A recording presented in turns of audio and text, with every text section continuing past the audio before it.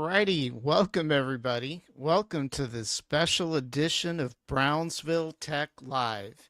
And tonight we've got a Starliner pre-launch party. It is our second pre-launch party. As most of you know, the original launch was scrubbed on Saturday due to a computer error. And Boeing and NASA have actually resolved that issue. And Starliner is going to launch tomorrow at 9 a.m. And we will bring you live coverage tomorrow of that launch starting at 9 a.m. Central Time. So, once again, thank you all for tuning in tonight. You are watching us on Facebook, YouTube, Rumble, and X live. And you can follow up with the episode on Apple Podcasts, Google Podcasts, Spotify, and Twitch tomorrow morning. Um, so basically, what we're going to cover tonight is the Starliner launch with that's scheduled for tomorrow. And like I said, there's a couple of things that we want to go over tonight. Specifically, what is Starliner? Starliner is not Starship.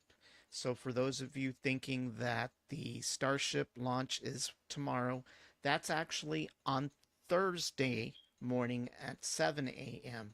And we will also have a pre-launch party for that tomorrow night as well. So be sure to tune into that. But basically, what Starliner is Boeing's Starliner capsule. It is comparable to the Dragon capsule from SpaceX, and it is part of the Commercial Crew program that NASA set up a few years ago to provide alternatives to fly astronauts and cargo to the space station. If you all recall, back in the 1990s, we retired the space shuttle. And as a result of that, we did not have any way of ferrying cargo or astronauts to the International Space Station. So for about 10 years, we ended up paying the Russians $93 million a launch. And that was to launch our astronauts and send cargo up to the International Space Station. And they made quite a bit of money. $93 million a launch was not pocket change in their pocket. So they actually benefited from that level of business. They basically made a ton of money, uh, but eventually, we got tired of paying that kind of money. And as a result of that, NASA decided to give private companies the ability to actually provide space cargo and astronaut ferrying services. And that led to the birth of the Commercial Crew program. And it is the Commercial Crew program that is what made SpaceX and Boeing pursue the commercial alternatives. So that is what we have today is basically the commercial alternatives to having NASA basically provide those services. So that's one of the things that came out of the commercial crew program was the ability for private companies to ferry astronauts and cargo to the International Space Station. And that's where we're at today. So if you give me a second here, I'm going to launch some slides. And if you just give me a second, let's see here while I launch the slides. There we go. let's see. Ah, hold on. Yeah, so basically tomorrow is the launching of Starliner. And Starliner was actually to be up and running uh, much earlier than SpaceX, but they ran into all sorts of problems, and SpaceX actually beat them to the punch. So, as a result of that, SpaceX started ferrying astronauts and cargo to the International Space Station. So, for those of you interested, what is Starliner? Well, Starliner basically is the space capsule. It is manufactured by Boeing, and this is what it looks like. This is a picture, it's a rendition of it up in space. I don't know if it's the actual picture of the test capsule they sent up a couple of months ago, but this is what it looks like. It's, like I said, it's comparable to Dragon, and it is designed here in the United States, and it was designed as part of the commercial crew program we talked about earlier. It is launched on an Atlas V rocket. That rocket was one of the first rockets that actually ferried Alan Shepard and John Glenn back in 1961 into space, and thus they became the first Americans to orbit the Earth. If you recall, we were beaten to Earth orbit by Yuri Gagarin from Russia. So basically, the Atlas V, this is the fifth generation of that rocket. It is not the original Atlas V rocket. So we don't have anything to worry about. But the Atlas V was modified to actually carry the space capsule. And in the future, the Atlas V is going to be retired in about a month or two, and it is going to be replaced by the future Vulcan rocket. So, for those of you Trekkies out there, it is not a rocket from Vulcan. There is no Mr. Spock. It's just the name that they gave the future rocket that's going to replace the Atlas V. This capsule is low Earth orbit. What that means is that it can only travel around Earth orbit. It cannot support any lunar missions to the moon. So they can't ferry astronauts to the moon using this space capsule. It's the same thing with Dragon. Dragon is a low Earth orbit capsule. So it too cannot transport astronauts to the moon.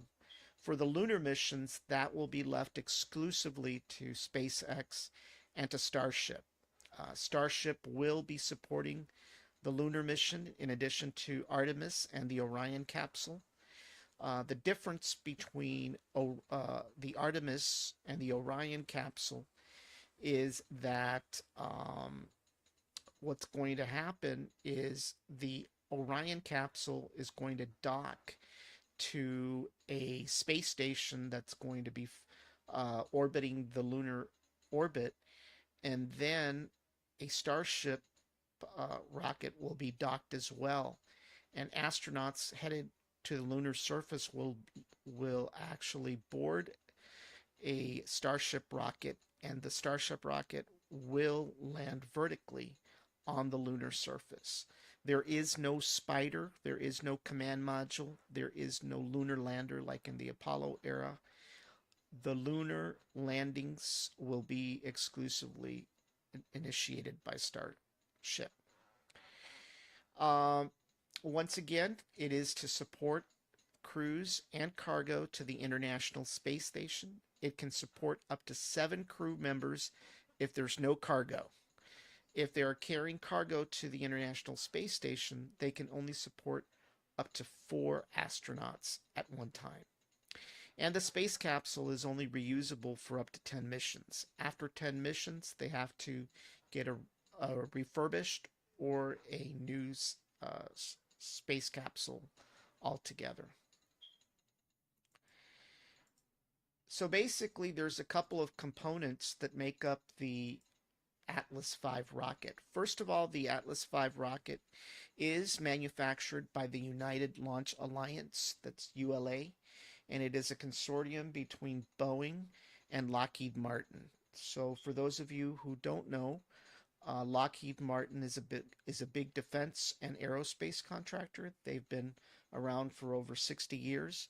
Boeing has been around much longer, close to 100 years, and they manufacture most of the airplanes that we fly in this country, and they're also in the aerospace industry. So ULA actually manufactures the Atlas V rocket, and there's several components that actually make that rocket. First of all, as we've mentioned, the CST-100 Starliner capsule is the space capsule that has been retrofitted to fly on an Atlas V. It contains a Centaur forward adapter. It contains a launch vehicle adapter. It contains an aero skirt. It contains a Centaur. It also contains a Centaur fuel tank for liquid hydrogen or liquid helium. It's got a common bulkhead. It contains a Centaur oxidizer for liquid oxygen. It's supported by two RL-10 Centaur dual engines. There's an interstage adapter. There's a booster oxidizer for liquid oxygen. There's a common core booster. There's an info-grid structure. There's a nose cone. And it is fueled also by two solid rocket boosters on each side, just like the shuttle. And it contains the booster fuel, which is RP1, and there's a booster oxidizer feed line for liquid oxygen. The solid rocket boosters are fueled by solid rocket propellant, and the main booster is powered by an RD-180 rocket engine. And those are manufactured in Russia, by the way. So a Russian engine is actually the main engine on this rocket. And in total, the Atlas V can support up to 29,220 pounds of cargo. That includes both the space capsule and any cargo going up to the International Space Station. And the launches will all be initiated at Cape Canaveral at Space Launch Complex 41 or Pad 41. This launch pad is not the traditional launch pad that was used for the Apollo mission nor the shuttle. That was launch pad 39A and 39B. 39A is currently leased by SpaceX, while 39B is leased by Blue Origin, which is Jeff Bezos' aerospace company.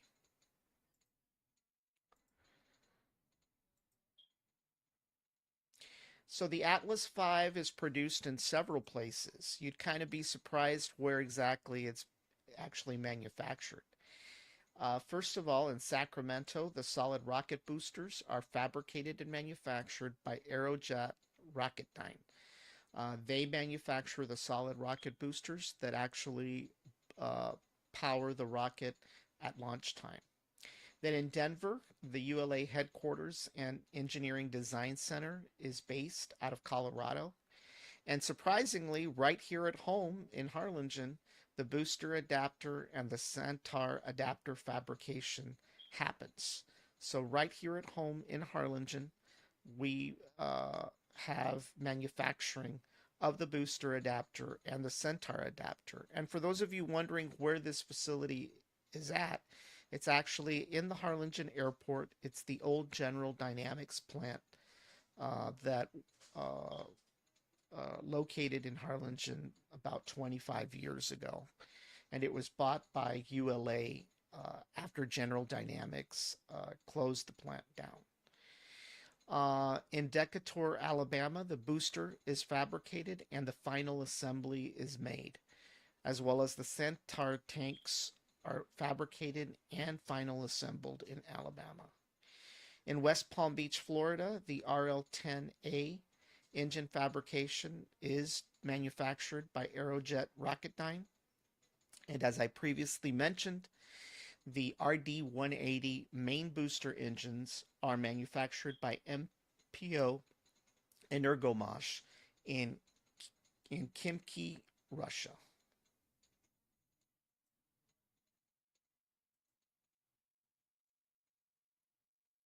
And as always, launching depends on the weather, and it wouldn't be a a good presentation if we didn't talk about the weather a little bit. So basically, tomorrow's forecast for the weather in Cape Canaveral, it's going to be 88 degrees. It's going to feel like 98 though. And if you're under a tree, it'll be feel like you're 91 degrees. There is a 6% chance of thunderstorms, which means it's probably not going to rain whatsoever. There's a 10% chance of cloud cover, and the wind is going to gust at about 24 miles per hour. It's going and the winds are going to flow from the east southeast at 10 miles per hour. And there's a 25% chance of precipitation. And we're tracking also the weather by the hour. So as of 2 a.m. this morning or this coming morning, it's going to be 77 degrees with slightly clouds. Then at 3 a.m., it's going to remain at 77 with slightly clouds. At 4 a.m., the temperature is going to drop to 76 degrees. At 5 a.m., it's scheduled to drop to 75 degrees. And by 6 a.m., it's going to be 74 degrees. And by 7 a.m., it's going to creep up to 76 degrees. By 8 a.m., it'll be 78 degrees. And by launch time at 9 a.m., it'll be back to 81 degrees. And across the board, there is a 7% chance of rain tomorrow. So it looks like a pretty good day for tomorrow's launch, that's for sure. And we're also following our weather radar. It is clear, completely clear out there in Florida right now. There's not a drop in the sky. So it looks pretty good. We're pretty excited that tomorrow will be the third try. They say that the third time is a charm. So hopefully it will be a charm for NASA and Boeing tomorrow.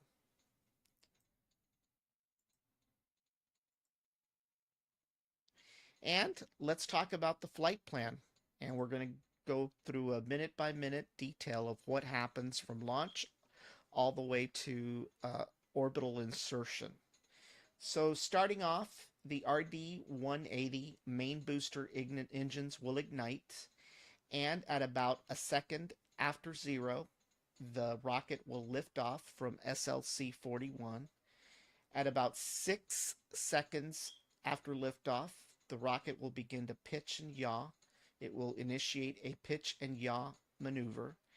And at about a minute and 1 second after launch, the rocket will experience maximum dynamic pressure, also known as max Q.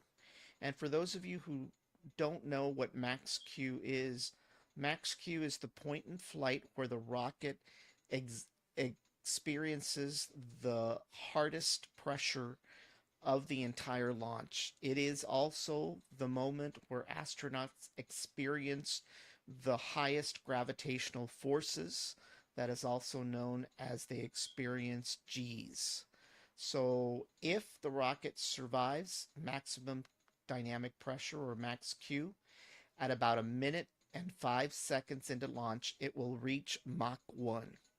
And for those of you that are not familiar with what Mach 1 is, the Mach scale is a measurement scale of aircraft speeds and aerospace speeds, and it goes from Mach 1 all the way to Mach 9. And at Mach 1, the rocket will be traveling at 1 times greater than the speed of sound. And then at about 2 minutes and 20 seconds, the solid rocket boosters will jettison. And what that means is that the solid rocket boosters will separate from the main booster. At about 4 minutes and 28 seconds into flight, the Atlas booster engine will cut off. And The Atlas Centaur will separate at 4 minutes and 34 seconds, as you see in the phase 4 description. At 4 minutes and 44 seconds, the Centaur first main engine will start, and it will jettison 5 minutes and 4 seconds into flight. Then at about 11 minutes and 55 seconds, the Centaur first stage main engine will cut off. That's called MECO, main engine cutoff. And at about 14 minutes and 55 seconds, Starliner will actually separate from the main booster, and it will insert itself into orbit. And it will continue orbiting the Earth until 24 hours later, when it docks with the International Space Station. At about 26 minutes after flight, the main booster will start a blowdown, and it will fall back to Earth, where it will burn up in the atmosphere. And at about 38.4 seconds into flight, or 38 minutes and 4 seconds into flight, that will be the end of the Atlas V mission of the rocket itself, with the space capsule still orbiting the Earth. So that's basically the flight plan that is going to happen tomorrow. Like I said, it will take about 24 hours for the this capsule Starliner to actually reach the International Space Station, where it will dock, and the 2 astronauts on board will board the space station, and they will start unloading the space capsule with any of the cargo that they're actually sending up. So at this point, what I'd like to do is I'd like to go over a video of the actual space capsule, so that you can get a feel for what it's like for these astronauts as they are headed over to the International Space Station, and what it feels like to be inside the space capsule. And for this, we're going to have 2 of the astronauts that actually are going to launch with the space capsule tomorrow talk about that. So here we go. Pilot PLT for the Starliner crew flight test mission. This is one of our simulators.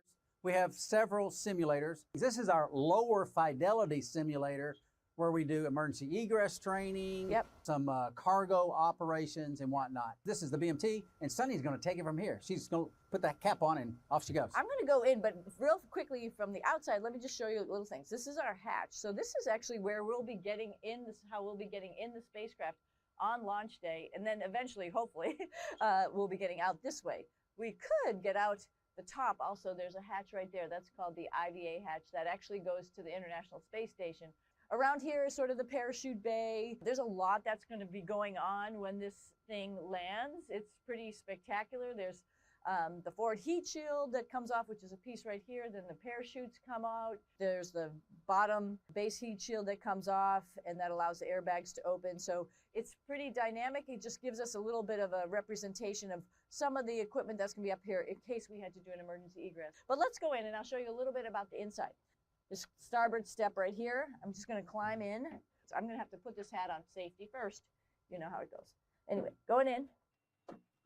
So I am sitting on what is called a pallet. There's going to be no seat here. Butch will be sitting far over there, and I'll be sitting here. I'll show you how we get in. But you can also see there's all sorts of cargo all around us. This cargo, some of it will be transferred to the International Space Station. Some of it is just so that we can stay in our spacecraft for a couple days.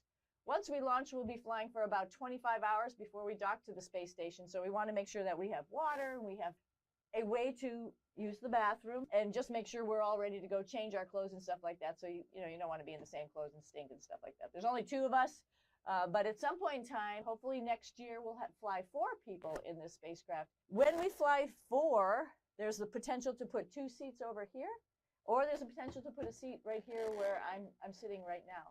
When we get in, we'll actually have a couple strap-in crew members from the Boeing company who are going to help us get strapped in. But we'll be in our suits. Butch will probably come right here and lean in like this and then slide over. There's a handrail right here too. And he can slide all the way over.